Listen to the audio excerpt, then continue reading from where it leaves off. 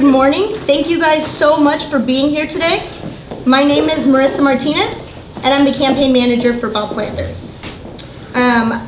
Before we dive into everything, I'd like to just take a moment and thank some individuals for being here with us. Brandon Bell, the Rhode Island GOP chairman, thank you for being here.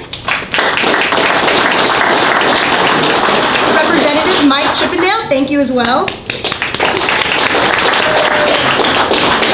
Ken Mendoza, thank you.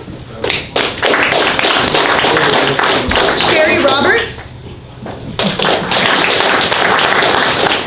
And City Councilman Jim Canoyer and John Breen, thank you.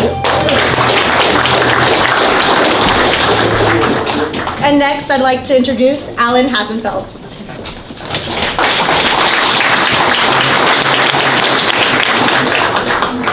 It's an honor to be here today. There's an Italian proverb, from listening comes wisdom, from speaking, repentance. So I will be short. Whatever you do, Bob, do with integrity. Wherever you go, go as a leader. Whomever you serve, serve with caring. Whenever you dream, dream with all and never ever give up. Ladies and gentlemen, I give you statesman Bob Flanders.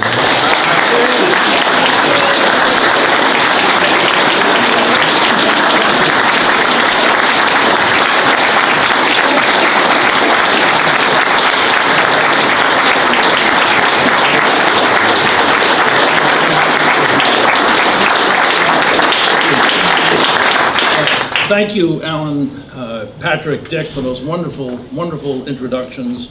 And thank you all for coming here today. It's so great to see such a wonderful turnout. And it's terrific to see old friends meet new folks and to have this send-off here today. I want to just take a moment to acknowledge someone who is, well, the dearest person in my life. That's my wife, Ann.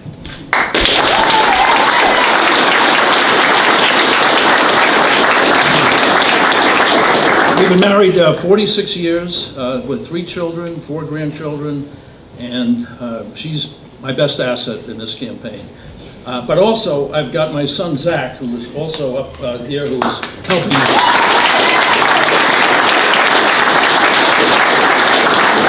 Zach is doing a terrific job working with the campaign, and many of you have talked to him in various contexts for meetings and such. So thank you, Zach. Well, it's time to end the suspense. I'm here today to announce my candidacy for election to the United States Senate.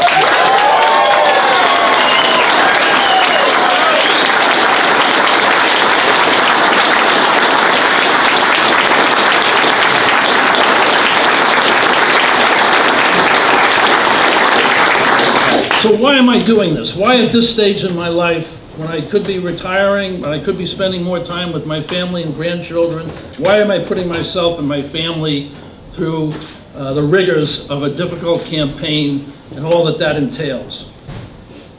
Recently, I came across a quote from Nelson Mandela, who said, "There's no passion in playing small.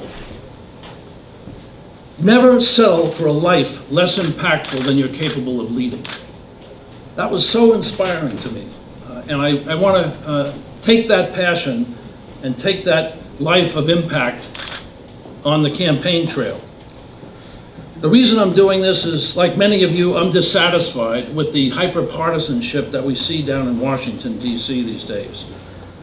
The entrenched politicians who are there. There's too much finger-pointing and not enough handshaking going on. We need problem solvers. Men and women who have demonstrated that they can bring diverse factions together and reach compromise solutions. Enough of this partisan stuff where if one side proposes it, then the other side is opposed to it and vice versa, because it leads to stasis, it leads to inaction, it leads to nothing getting done when we need and hope for better solutions to the problems that plague us. My entire professional life has been devoted to problem solving. And every job that you heard that I've held, that's been the essence of what I've done. Whether it's as a lawyer for over 40 years in private practice, as a judge, as the head of the Board of Regents for elementary and secondary education, as a town councilman, as counsel to various governors, and as the receiver here in Central Falls, where we're gathered here today. Problem solving, that's what it takes. It takes people willing to bring disparate sides together and find a solution to the issues that are plaguing us. And Central Falls obviously is a case study in problem solving. This city was in dire straits.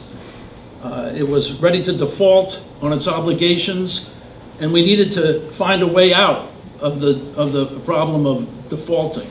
And so I had to meet with all the diverse stakeholders, the retirees, the unions, listen to their concerns, figure out how can we somehow make the best of a very bad situation where they were running a $6 million operating deficit every year on a very limited budget.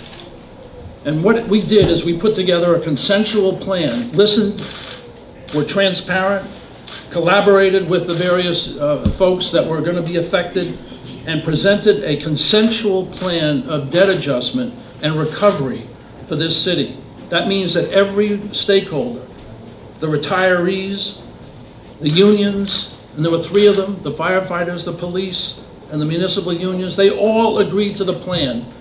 And we presented it to the judge, and in 13 or 14 months, we were in and out of the bankruptcy restructuring process. And today, this city is being hailed as the comeback city of Rhode Island, because they followed the plan of debt adjustment, and they're now proud to say that they've had the first surplus in many, many years. So the lessons of Central Falls is that that kind of approach, that collaborative, problem-solving approach, needs to travel to Washington, D.C. We need folks who can find solutions to all the issues that we're facing, and God knows they're troublesome. We've got healthcare problems, we've got immigration, infrastructure, tax relief. All of these issues are crying out for compromises and for solutions that will help the average working family in Rhode Island. Yes, I'm running as a Republican, but I'm an independent-minded Republican. I'm going to call balls and strikes on issues. I'm not just going to reflexively follow whatever the president or the Senate leadership or anybody else says. My mantra and my lodestar is going to be what's right for middle-class working families here in Rhode Island and for small businesses in the state. That's going to be the touchstone. And I have a bias for action and results, achievement-oriented, not empty rhetoric. That's so important because we've heard all of the bloviating and the rhetoric, but it's results. And the great thing about Rhode Island, the reason I'm a Rhode Islander by choice, not by birth, but by choice, to have my entire professional career here, is this is a state where one person can make a difference. And that's going to be true in Washington as well. And make a difference for the people here who are hurting the most and need help, as well as our businesses and others. You've heard about my personal background, which is very different from our incumbent senator, who I'll be challenging. I don't come from privilege and wealth.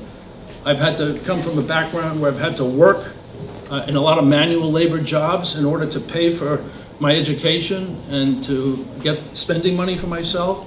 All throughout high school, college, and even law school, I worked in jobs that average Rhode Islanders can relate to. I was a garbage man in my hometown. I worked as a floor sweeper, a bagger in a mattress factory. I was a dishwasher.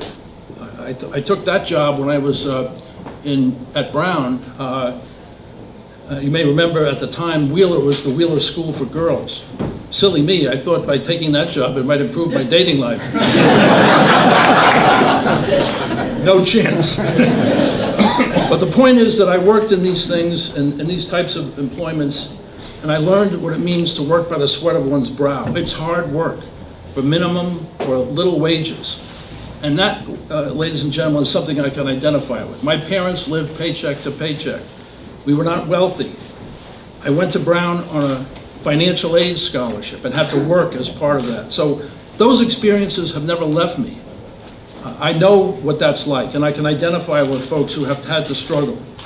So it's time, ladies and gentlemen, to take back our federal government and our Senate from the lifetime politicians. the entrenched, dyed-in-the-wool partisans who are unfortunately now ruling the roost down there. The incumbent senator is the 9th most partisan senator in Congress, in the Senate. It's time to send Silver Spoon Sheldon home.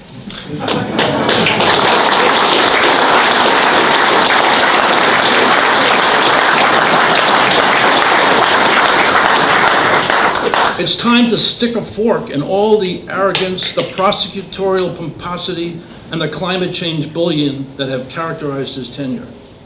It's time, ladies and gentlemen, for a climate change in Washington, D.C.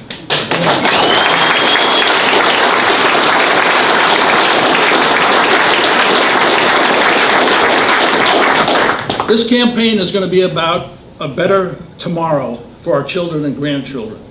We want a place in Rhode Island so our kids don't have to leave this state to get decent jobs or an education.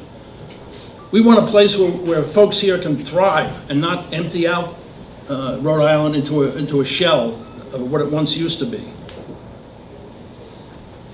It's about a healthier, cleaner, more prosperous Rhode Island so that all of us can thrive. But I need your help, as you heard. I need every one of you to help in all the ways that you can, to introduce me to folks who can introduce me to their friends. It's going to be an expensive campaign. The incumbent has all the PAC money in the world to support his campaign. I have to start basically from scratch. And I need grassroots support from all of you to make it happen. So let's start today to make it happen. Let's start here and now to resolve that this campaign will be successful. We're here in Central Falls because I'm going to go out and ask for every Rhode Islander's vote. I'm going to go to Central Falls and Woonsocket and Coventry and Little Compton. I'm going to be traveling this state, and there's no Rhode Islander whose vote I'm not going to be seeking. But I need your help to make it happen. I need your support, both financially and otherwise, and I need your encouragement. But together, we can make this happen. This is a doable race, and I'm going to be successful with you at my back. So let's go out today and do it. Let's get it done.